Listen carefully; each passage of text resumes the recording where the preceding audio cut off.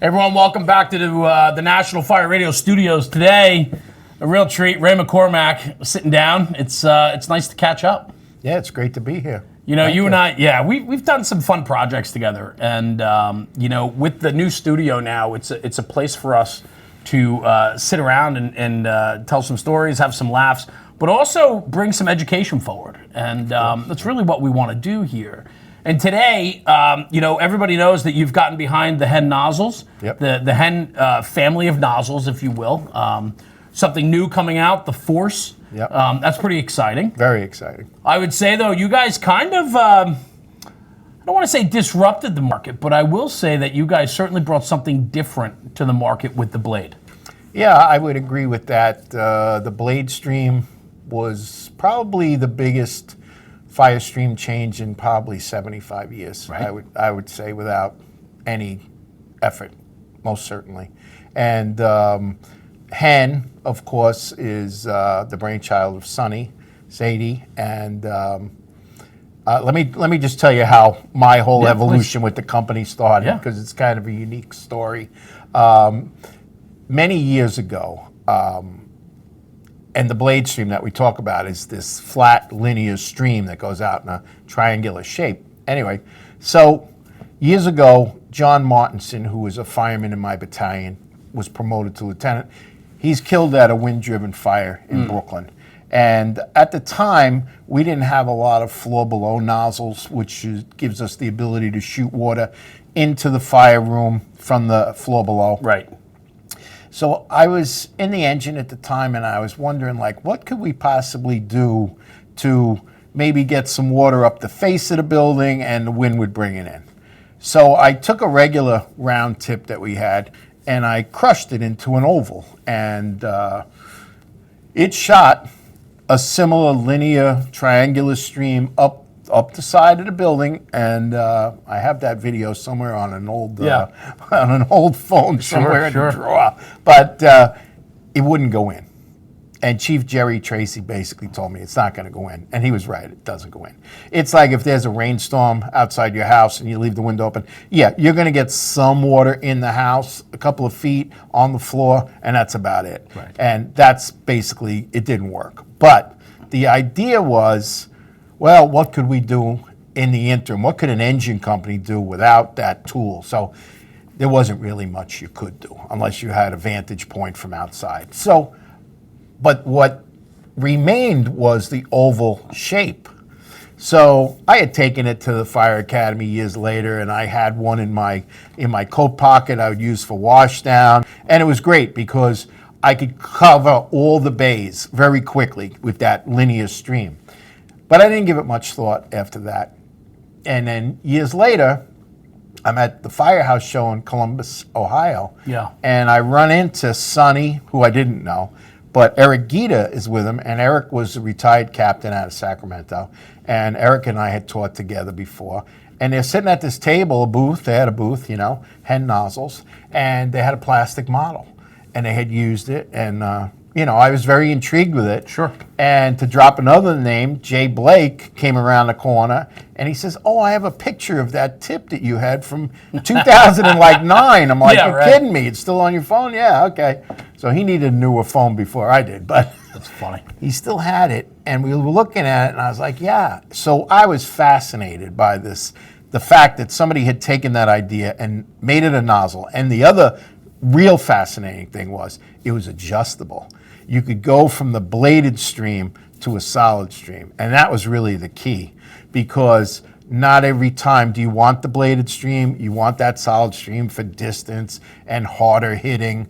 And basically, if you think about the solid stream, it goes out far. The blade kind of comes back this way and creates that triangular form for you that gives you better coverage. And once I saw that, I was very intrigued. And we had a meeting, and I found out about the company. And then Dennis Laguerre had been in contact with Eric as well, and Eric wanted me to come on, and Sonny had expressed some interest in me to come on, and Dennis was the same way. And Dennis had already jumped in. And Dennis is like, what's going on with you? Like, you're into this product, you fully understand it, you realize that it has tremendous implications for the structural fire world because you've used a model of it without anybody knowing, basically, for a long time. And so I was like, yeah, I'm going to get in. And I had retired, and I was just like, yeah, I was just a little apprehensive about getting involved with something. You know, it's like anything else. You worry about like what your peers are going to say. Like, oh, what are you, some big shot now? Natural. You know, that kind of thing. Yeah. And, you know, so I jumped in, and it's been a great ride. And, you know, HEN just has tremendous innovation. They listen. Dennis, myself, Eric, you know, we know the fire service. We spent a long time in the fire service. So I get what people like. I get what people want. And now, a couple of years later, we're arriving just prior to FDIC. We're doing this interview. Right. And I never thought that I would design a nozzle. I never thought that in my wildest dreams. So I was at a conference, and Frank Lieb, who retired as the chief of safety in New York, he and I were talking, and he says, hey, are you ever going to design a nozzle? And I was like, no, I'm not going to design a nozzle. And I was an advisor for HEN at the time. And I said, no, I'm not going to do that. He says, well, that's crazy. You should. So, you know, go home, and I don't know how long it was. I was thinking about it. And finally one day I sat down and I said, well, what would I want in a nozzle? Sure. So I came up with like 4 or 5 things. And one of the main things that I wanted was the flow to match the hose size. So we'll get into that. And I was like, and I used the pun, like it literally poured out of me. Within an hour, I had my idea. What I really wanted was the nozzle to work at a lower pressure. So a 185 at 45 is 175. Right. So it matches the hose size. But you can't pump a nozzle to 45 PSI. The hose is going to be like spaghetti. It's going to be garbage. So even though I had the idea and I wanted all these different things, it wasn't Couldn't doable. be done. It wasn't doable. Right. And then Dennis came up with the turbo, which was named the turbo, the back pressure increaser. And what it does is it allows you to pump the line higher than 50 PSI, which is standard for a smoothbore nozzle. You pump it at 75. And in this model, the Force, which we'll talk about, it divides it, 30 of it goes back towards the hose line, and 45 goes towards the nozzle. So now, after he had designed the turbo to do 75, but at 50, that was the original design of the turbo. And it still exists, and it's wonderful. And it fixes a tremendous amount of hose issues. And it's just extra value. The turbo is its own separate entity. When we get to the Force, the turbo is integrated into the shutoff already. So that, when I was talking to Dennis about it, and I told him my whole idea, he's like, yeah, I think that can work, you know. And they got to designing a plate that would facilitate that, and they did. And now it becomes a reality. And now we have a smoothbore nozzle, which I'm currently showing you here. We have a smoothbore tip that's flowing 175 at 45, 60 pounds of nozzle reaction, which is the standard amount for basically one firefighter to handle. Unfortunately, we do have firefighters that have to operate by themselves, and maybe they have a backup firefighter with them. But the other thing is, if that firefighter is behind them and adding hose to their advancement, and they're able to flow and move or stop and flow, whatever they choose to do, the added back pressure in the hose allows that hose to be pushed forward without pushing a kink into the line. So we're getting the best of both worlds here. We're getting high performance. We're getting additional flow at 60 pounds nozzle reaction. And we're getting tremendous hose line advantages. We're getting kinks pushed out on the charge. We're getting kinks restricted because the hose line is nice and stiff. Right. The nozzle is not whipping now. I mean, we've done many demos where if you put a 50 PSI nozzle on a hose line and you don't have either a turbo or you don't have the Force shutoff, you got to be careful that you don't get whacked in the face with it. Sure. It's just the way it is. Right. And this is one of the reasons why people didn't like smoothbore nozzles. But now we have the fix for that. So the nozzle currently, the way it's designed, the Force with the internalized turbo back pressure increaser, you supply it at 75 PSI. That's the value you give the nozzle. 30 goes back towards the hose line, 45 goes forward, and you just have like a superior line. Does it work good with average hose? Yes, it makes that so much better. Higher quality? Yes, it makes that better too.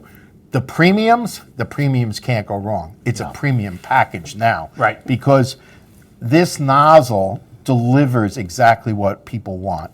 Now, the other thing is, if you put the blade tip on here, which I don't have with me, but the blade tip on here, you're still going to get 175 at 45 when you buy the appropriate size blade. Right. And it's just really, when people say, oh, it's a game changer, it really is, because you're getting so much functionality out of this thing. So the list prices are interesting. You're paying hardly anything for the shutoff when you consider that the turbo is integrated and this tip comes with it. I mean, it's just tremendous value. And the other thing that's interesting is a lot of the cross lays that most of the fire departments use, you'll see there's a combination nozzle on one and maybe a smooth bar on the other. And that allows the nozzle firefighter or the boss to make a decision. So that's the great thing too. You put 2 of these on the rig, you put one with a tip, you put one with the blade, or however you want to do it. Because our blade provides a solid stream too. Right. But, some people just want the dedicated tip. And, whatever. We're there to make the customer happy too. We know the fire service has different wants and needs, and that's what HEN is about, listening to what people want and developing the products for them to use. So this here, this smoothbore tip, I love it. It's designed with a square opening, which I wanted, and it doesn't affect the delivery of water. It's perfect because HEN doesn't use fractional diameters for their products. We use flow. So this is 175, and so will the blade. It'd be 175. You can't really measure this square. We were talking about that before, right? It doesn't matter. What it does is that it delivers that 175. And everybody that's tried it, I'm not kidding you, really loves it. And the best part about it is when people use it and, for this, you're going to move the nozzle around in either an O or a Z, whatever. You're going to use some sort of pattern. And they just love the fact of how it feels because the hose line is responding to you as well. Right. And it just, that little extra water that you get out of this, that bonus 15 gallons is important too, because you never know. There might be something in the background that's cheating off a little bit. But the other thing is that they're getting good hose line movement. There's reduced nozzle whip, almost zero basically. And now you can go back to whatever you want to do. And then when you have the blade on there, you can just kind of do your up and down motion. Right. Or if you have it vertically, which of course you can do, you can just do it side to side. And, I think back to one of the experiments we did with UL in Ohio. We had a commercial building. It was about 30 by 75, thereabouts. And, tall ceilings and stuff. And they were having a bit of a time getting the fire knocked down. They were, and they had the roof open, so it was a tremendous amount of fire in there. Anyway, and I think if we had that blade, we could have just gone back and forth a couple of times. It would have been done. We wouldn't have missed anything. That's the trouble with a solid stream or a straight stream. The bigger the area, the more you can miss. Whereas the blade just gives you dynamic coverage. And I've done it, I don't know how many times, basically almost floor to ceiling coverage, depending on how far back you are. And that's another thing. You want guys to open the nozzle earlier. We tell people that all the time. Don't wait until you get in a bad situation. Open the nozzle before you get to that. The blade helps you because it's covering. As it projects, it gets bigger. And the other thing that's interesting is it still gets bigger. Even when it hits the ceiling, it still continues to fan out in that triangular shape. Whereas this is good too, don't get me wrong. I came from FDNY, this is basically all we ever used. But it's not going to give you the same coverage. It's not going to give you the same effect. You're going to have to work a lot harder to get what you want out of the blade. The blade gives you a very quick knockdown and knockback as well. Knockback and knockdown. 2 grades of extinguishment. That's in the UL report. Basically, a knockback is the fire is down, but it may regrow, whereas the knockdown is basically, yes, it's down and probably not going to regrow. The one thing, when the blade was introduced, a lot of the videos showed it pushing a hallway, right? And how the water was hitting high and rolling down, right? The cooling aspect of it, right? And the coverage. And I always wondered to myself what or how the blade would respond in a large opening, per se, right? So not a hallway, not an apartment where you're talking 10 foot by 10 foot rooms, 8 by 10 foot rooms. So I wondered that. And then you guys released a video where you had the entire front of a building going and you swept it with the blade. Yeah. And the quickness in how that fire was knocked back was impressive, to say the least. And I'm just curious, in a wide open, say a commercial or an industrial setting with a nozzle like the blade, what is its impact in a large square footage opening? Well, I think one of the things that we are not thinking about a lot of times with streams is, and this is another thing that's been great for me, is ever since I've been with HEN, and I've always been concerned about streams and their effectiveness, obviously, but it has forced me to look at this. It has forced me to look at blade, those comparisons. And, people say, well, what about a comparison? I said, we're always comparing against ourselves because the blade is a solid stream at one end and you adjust it to the blade. So we're always looking at that. And whatever you need, it has. So that's the other beautiful thing about it. You can taper that down a little bit if you want to fit it in between the roof rafters or whatever, or go straight to a solid stream. The thing you're talking about, the bigger spaces, is very important. I think that the blade, I'll give you a good example. We had a building that was about 15 feet tall, the ceiling, 30 feet wide, about 40 deep, thereabouts. Sure. And we had a burn going on in there, and our camera guy, who was Eric at the time, was in there and it was getting hot. He was waiting for the nozzle team to go in. He's since learned, follow them in, right? So anyway, he's there and he's like, man, it's getting hot in here, And then they opened the stream, and he said as soon as they did that, he felt instant relief. And you can see it. We have it on thermal imaging, where the water's going and bringing down the heat and everything. And the good thing about it is you're getting cooling on the way up. This is the thing about the large space, right? So it's going out as a triangle. It's interacting with more of the gases, because think about it. If I put the broom handle up there, solid stream, straight stream, it's going to interact around that diameter. That's all it's going to do. But when you put a linear blade stream out, it's interacting with the whole width of the blade and the pattern of the blade. So we were getting cooling on the way up that we wouldn't have gotten with a straight stream. And after that fire, we were like, wow. Yeah. Not only everybody knows, obviously, that if you put it out there, you're going to cover more of the area. Yep, makes sense. Just goes without saying, right? Especially the further you are away. But the combination of coverage and the cooling is great.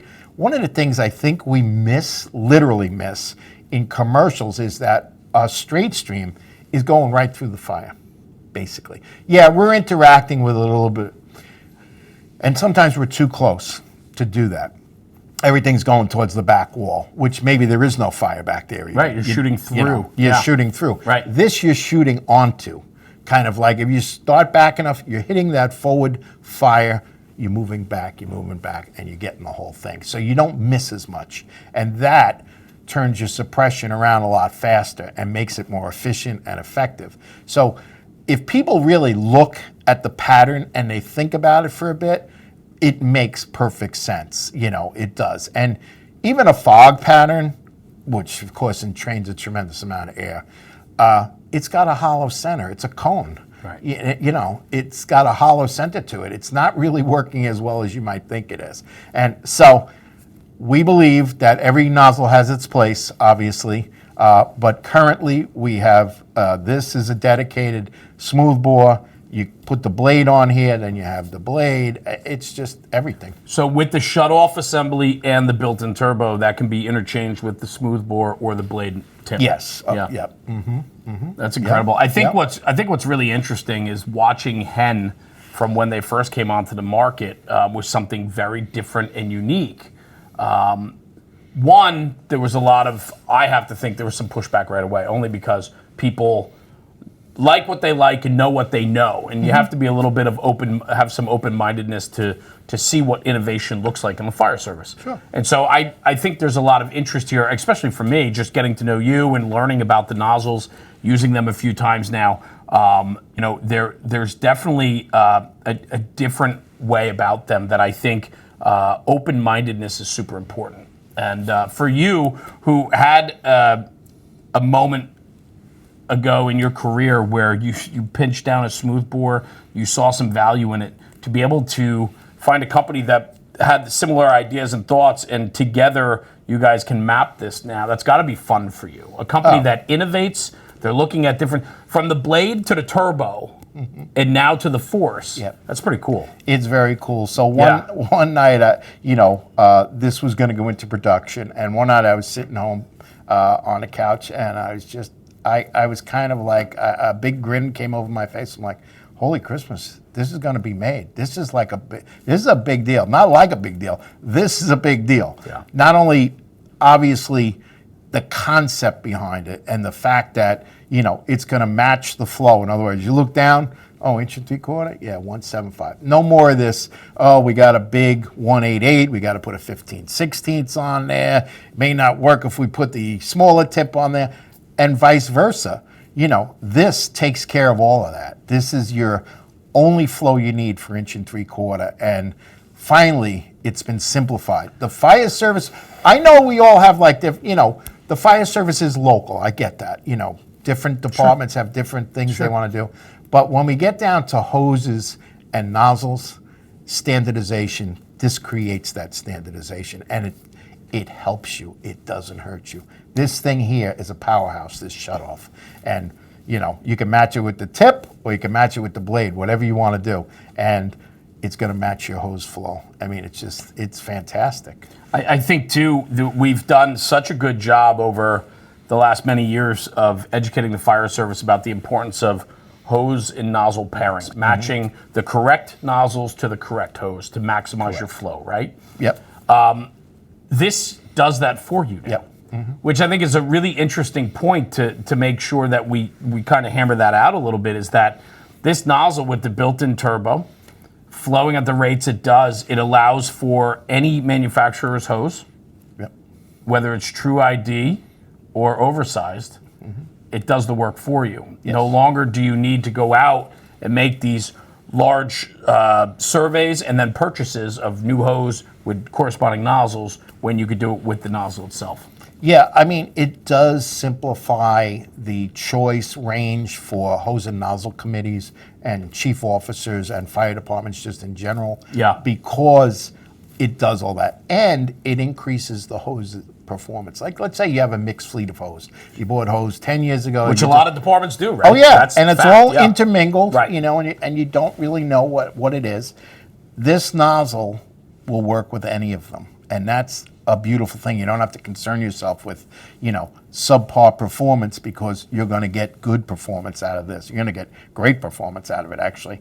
And that's been the thing. We'll go somewhere. We'll use their hose. Obviously, we're going to use their current hose supply. And, it's very easy for us to show them the difference. We'll start off with a 50 PSI.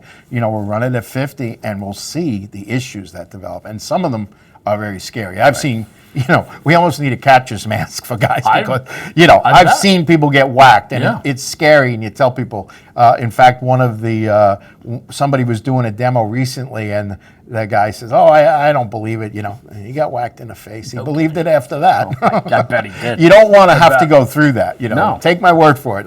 This included turbo in here settles your hose, makes it really perform the way it should.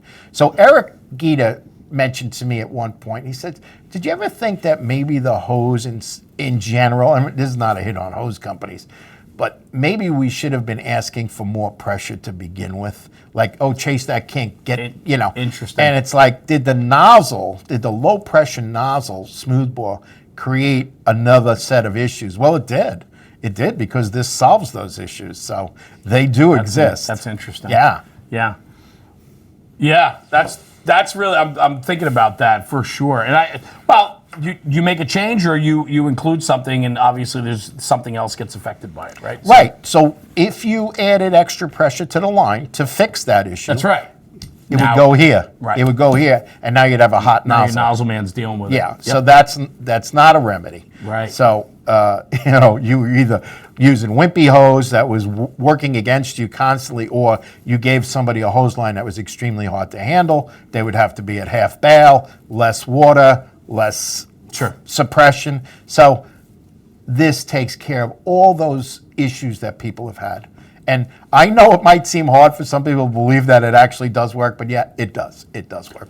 So, and I was going to ask you that because, it's one thing to sit here in the studio and talk about it, but you guys are traveling all over the country, putting water in the streets. You're doing a lot of live fire testing with it. This product has been tested. It's been proven time and time again that it's meeting or exceeding what the goals were of the product. Sure. And I have to say this too. Your signature's on it. Yeah, that's right. true. So that's this true. is the Force Nozzle, right? So this is the smooth bore tip.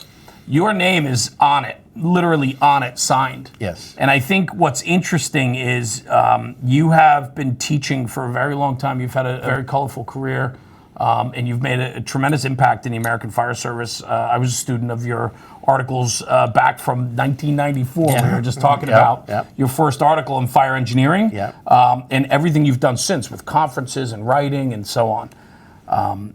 You're not somebody that just would put their name on anything. You believe in your message. And for you to sign a tip on something new, something a little bit different, it means that you believe in the product. Yeah, I do. I 100% stand behind everything we make. I see the care and attention that goes into our designs and the responsiveness of the engineering team, and the fact that they listen.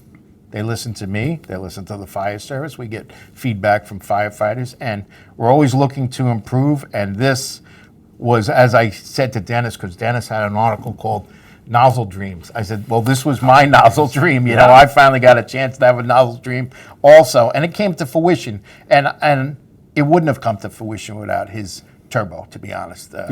So it's a great collaboration. We both had some great success with the company, and it's just a fabulous opportunity. It's a lot in a small package. Oh. Like when I was messing with this before, the weight on this, even just the size of the shutoff with the turbo built in, this is a very small nozzle. Oh, yeah. I think less than a ½ inch of length was added by adding the turbo in there because, like I said, the engineering is very precise. They care about how stuff looks. I mean, it's just, it's a beautiful package. No two ways about it.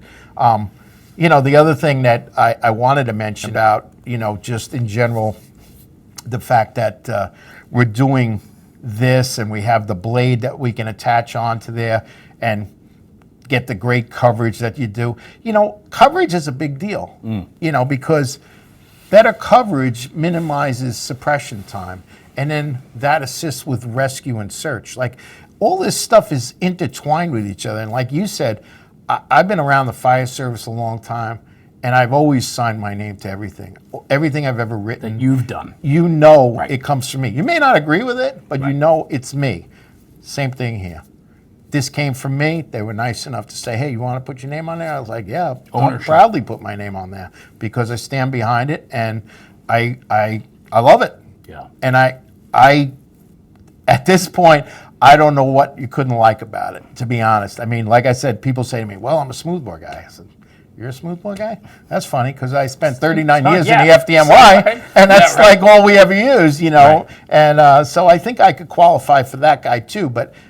And this satisfies that person. That's fine. Right. So we have things for everybody. And the only thing we really care about is, when it gets down to it, is preservation of life for firefighters. The nozzle firefighter is a very dangerous, the most dangerous position on a fire ground. And when you're in jeopardy, the people you're trying to rescue are in even more jeopardy. Sure. You have to have a hose and nozzle package that works for you and not against you. And that's what this nozzle does. Really well said. Really well said. Ray, thank you. Yeah. Thanks for hanging today. And I was intrigued myself, and I know with the Force coming out into the market now. Yep. It is just really solidifying where HEN is in the industry, in that they are out there putting out a solid product while listening to firefighters and building products that are wanted. Yeah. No, it's a wonderful opportunity, and we're going to be at the FDIC coming up, and come out and Flowing water, correct? Oh yeah, oh yeah. So we'll have this there for people So you'll be inside. outside flowing water. People can come. They can try the different nozzles, right? Yeah, come, get your picture taken, do whatever. Have a good time. Have a good time. That's it. Yeah. That's it. Well, good, Ray. Thank you very much for joining me today. thank you. Appreciate it. Thank you for having me. Guys, for more information, check out HEN on social media at their website. And look for Ray at FDIC this year. He's happy to talk to you about the nozzle and educate you about something he's envisioned for a very long time. Yeah. So that's fun, Ray. It's nice to hear the story, and it's fun to catch up with you. So, Thank you. I appreciate it. Good. Thanks for tuning in, everybody. We'll see you at the next one.